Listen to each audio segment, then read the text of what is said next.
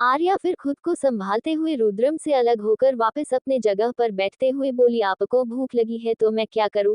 क्या आपको सामने इतना बड़ा किचन दिखाई नहीं दे रहा है? आपको जो पसंद है आप खुद जाकर बना लीजिए, मैं कोई आपकी नौकर नहीं है जो आपके इशारे में नाचूं। अब मैं वो पहली वाली आर्या नहीं जिसे आप जब चाहे अपने इशारों में नचा सके, समझे आप? ये बोलकर आर्या ने रुद्रम के हाथ से अपना बाउल ले लिया, वापस अपनी मैगी खाने लगी। वही रुद्रम जो अभी तक शांत था और आर्या के शांत शांति से पेश आ रहा था, आर्या की बात सुनकर उसकी आंखें गुस्से से लाल हो गए।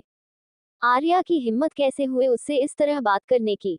गुस्से में रुद्रम अपना हाथ जोर से डाइनिंग टेबल पर मार दिया, जिससे एक तेज आवाज के साथ डाइनिंग टेबल पर रखा सारा सामान एक तेज आवाज के साथ जमीन पर गिर गया। वही रुद्रम का ये रूप देखकर आर्या एकदम से कौंप गए।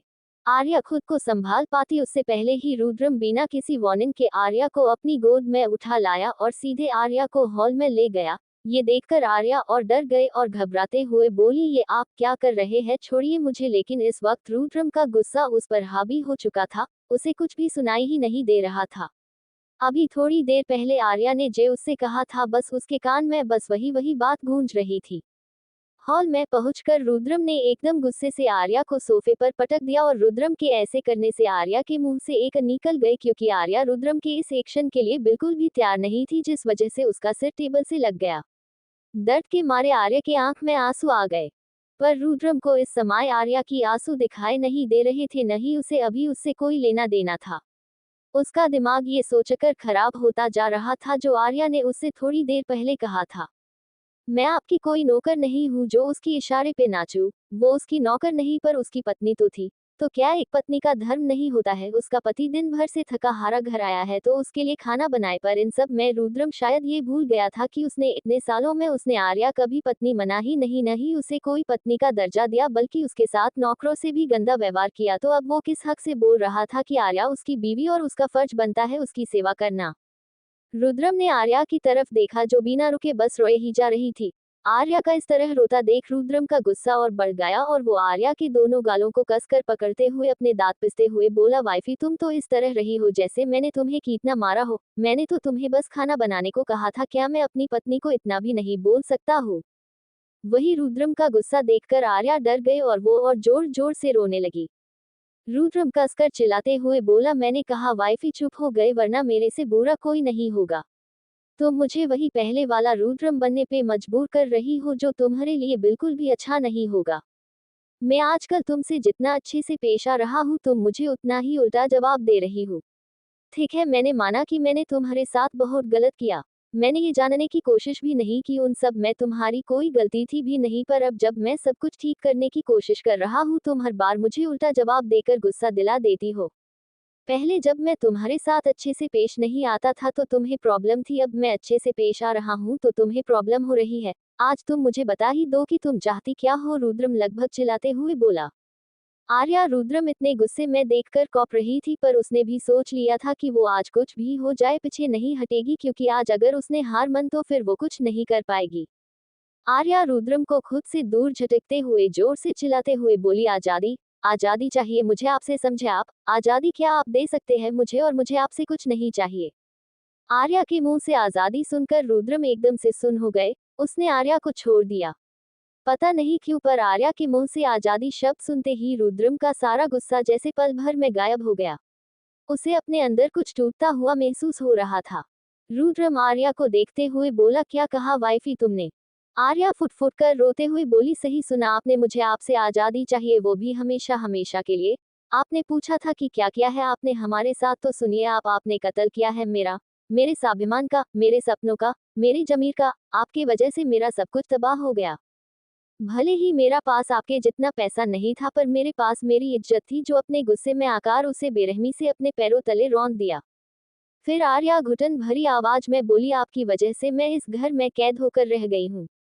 न किसी से मिल सकती हूँ, न कहीं जा सकती हूँ, नहीं किसी से बात करके अपना दुख कम कर सकती हूँ, वो भी इसलिए क्योंकि आपका मेरा किसी से बात करना पसंद नहीं है। रुद्रम अग्निहोत्री, मैं एक इंसान हूँ न कि कोई कठपुतली जो आपके इशारों पे नचूं, पर आपको किसी से क्या लेना देना है, क्योंकि उसके लिए दिल होना चाहिए जो आपके है ही नहीं तो आप मेरी तकलीफ को समझेंगे। रुद्रम आर्या के मुंह से इतनी कड़वी बातें सुनकर हैरान था। उसे पता ही नहीं चला कि उसे खुद के पास रखने के चक्कर में उसने उसे इस घर में कैद कर दिया था, उसके सारे सपने तोड़ दिए थे। मगर आर्या का अभी हुआ कहाँ था, वो आज चुप नहीं रहने वाली थी।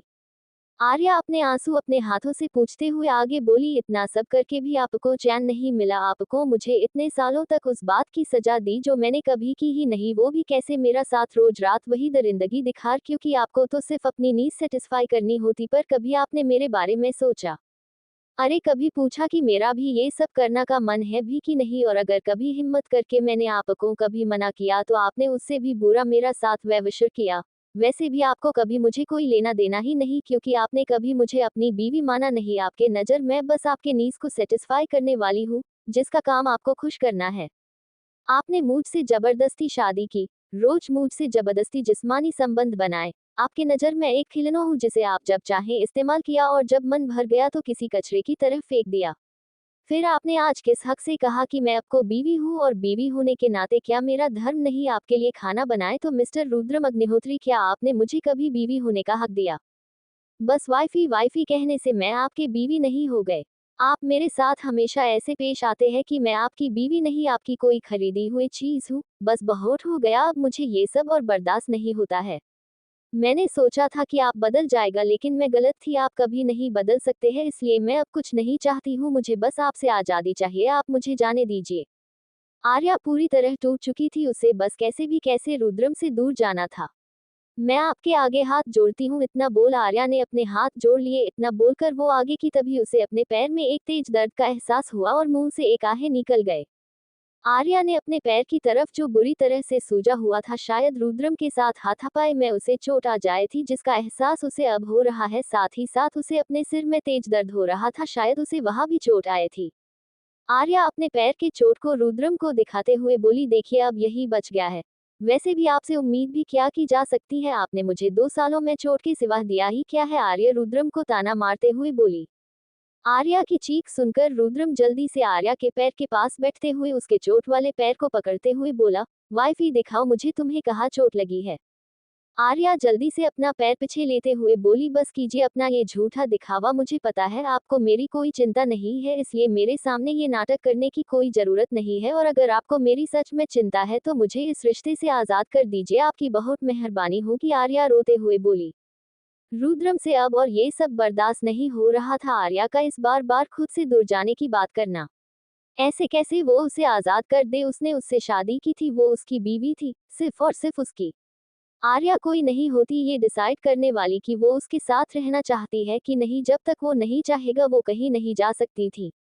रुद्रम कसकर आर्या के बालों को पकड़ते हुए खुद के एकदम करीब करते हुए अपना पागलपन भरी आवाज में बोला, आज तो बोल दिया वाइफी, पर अगर मैंने दोबारा तुम्हारे मुंह से खुद से दूर जाने वाली बात सुनी तो मुझे बुरा कोई होगा।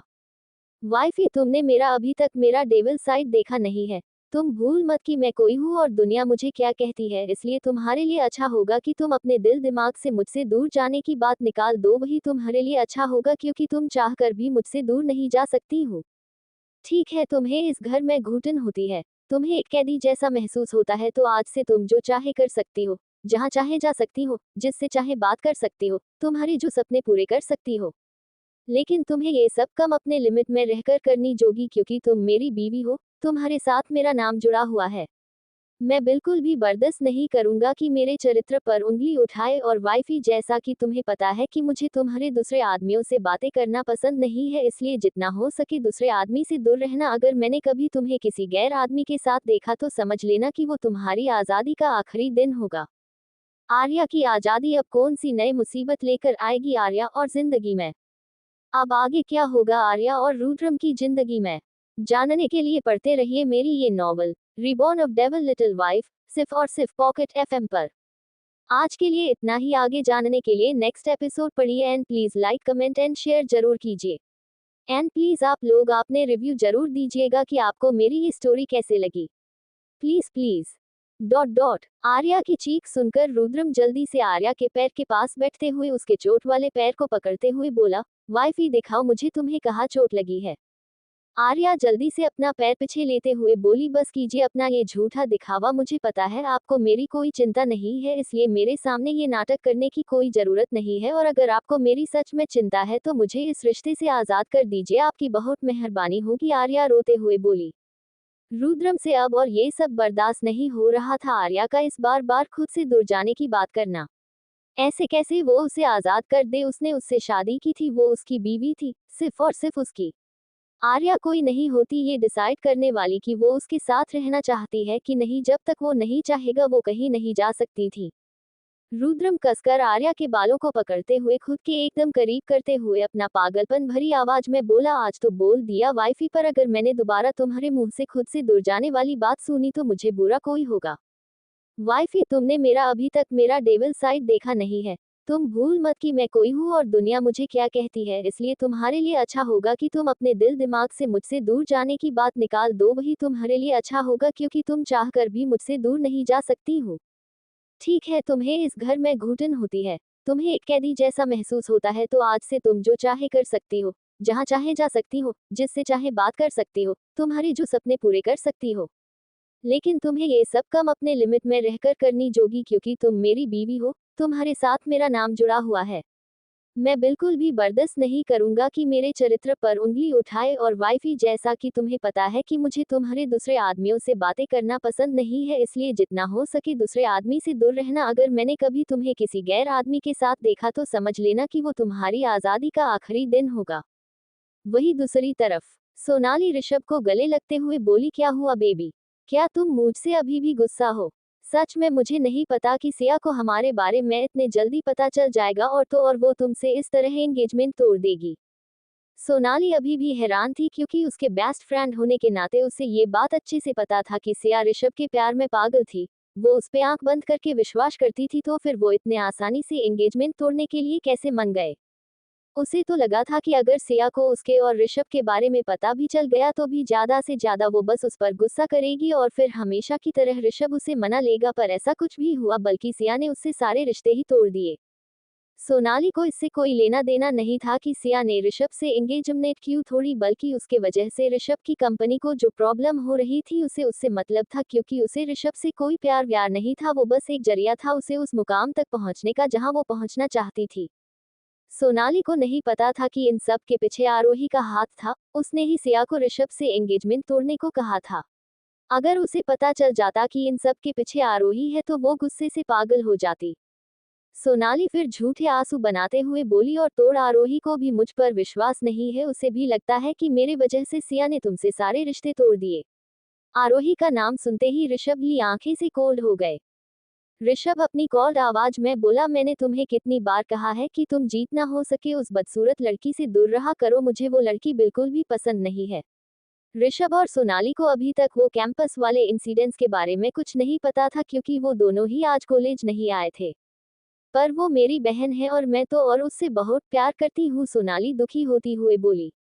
ऋषभ बोला, मुझे तो समझ नहीं आता कि वो बदसूरत लड़की और तुम बहन कैसे हो सकते हो, कहा तुम परी की तरह खूबसूरत, कहा वो प्लीज मेरे सामने उस लड़की की बात मन किया करो, उसका नाम सुनते ही मेरा सारा मूड खराब हो जाता है।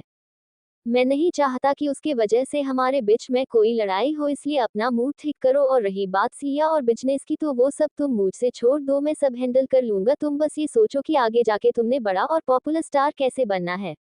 उसके बाद ये जो लोग तुम्हारे बुराई कर रहे हैं वही तुम्हारे पीछे दुम हिलाते हुए नजर आएंगे। वही ऋषभ की बात सुनकर आरोही की आंखें चमक उठी। आरोही बोली, क्या सच में एक पॉपुलर स्टार बनूंगी? ऋषभ बोला, बिल्कुल, मैं तुम्हें पॉपुलर और सबसे सुंदर एक्ट्रेस बनाने में मदद करूंगा। वही दूसरी तरफ सिया जब फ्री हुए तो उसने आरोही को कॉल किया। उसे इस समय बहुत ही बुरा लग रहा था, जब आरोही को उसकी सबसे ज्यादा जरूरत थी उसे वहां से जाना पड़ा। आरोही ने उसकी तब मदद की थी जब उसके अपने बॉयफ्रेंड और बेस्ट फ्रेंड ने उसे धोखा दिया था। उस समय वो उसके लिए किसी अजनबी से कम नहीं थी, लेकिन अब वो उसकी बहन की तरह थी। सिया आरोही को देखते हुए बोली, आरोही तुम ठीक हो ना? भले आरोही हमेशा की तरफ चील नजर आ रही थी, जैसे उसे इस बात से कोई फर्क न पड़ता हो, लेकिन सिया ये बता सकती थी आरोही ने अपने दिल में बहुत से राज छुपा रखे हैं, और उसमें से एक राज उसके चेहरा भी था। जरूर आरोही के पास अपनी कुछ वजह होगी, वरना कौन इंसान अपना ये खूबसूरत चेहरा छुपना चाहेगा, उसकी जगह भयानक मेकअप करेगा। लेकिन अब जब पूरे कॉलेज के सामने उसका असली चेहरा आ गया था तो क्या वो सच में ठीक थी? आरोही ने एक नज़र सिया की तरफ देखा जो सच में काफी परेशान लग रही थी। ये देखकर आरोही एक गहरी लेते हुए बोली, सच कहूँ तो ये एक बहुत बड़ी प्रॉब्लम है।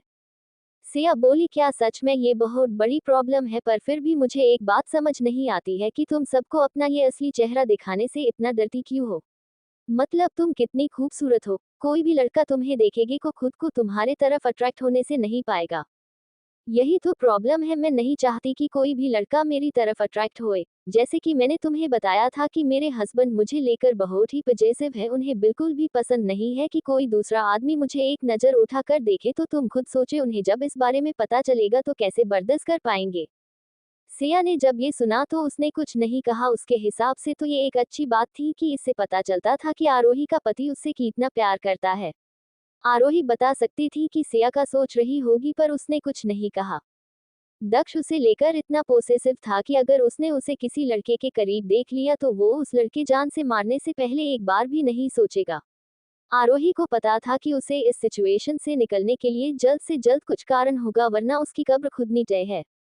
आरोही इस सिचुएशन से निकलने के लिए क्या करेगी? क्या होगा सोनाली और ऋषभ का रिएक्शन जब उन्हें आरोही के बारे में पता चलेगा? अब आगे क्या होगा दक्ष और आरोही की जिंदगी में?